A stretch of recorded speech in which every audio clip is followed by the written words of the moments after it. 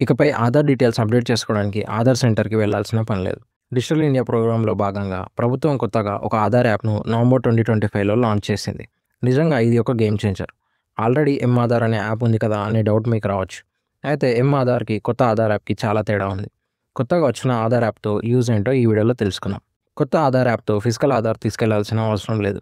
Digital Aadhaar మీ ఫోన్లోనే safe and సెక్యూర్‌గా ఉంటుంది.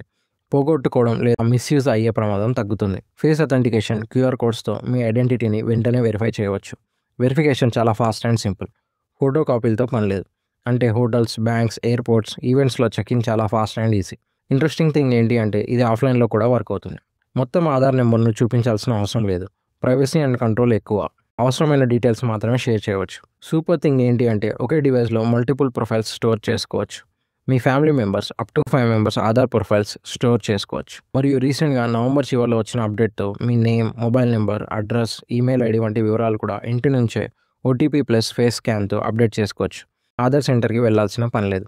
కానీ ప్రెజెంట్ ఈ అప్డేట్ అందరికీ రాలేదు. స్లోగా అందరికీ వస్తుంది. ఇంకా బయోమెట్రిక్స్ అండ్ ఫోటో కోసం మాత్రం తప్పకుండా ఆధార్ సెంటర్‌కి వెళ్లాల్సిందే. సో అవసరమైన వాళ్ళు కొత్త ఆధార్ యాప్ డౌన్లోడ్ చేసుకొని ట్రై చేయండి. ఇలాంటి మరిన్ని ఇంట్రెస్టింగ్ అప్డేట్స్ కోసం stay tune to the story around.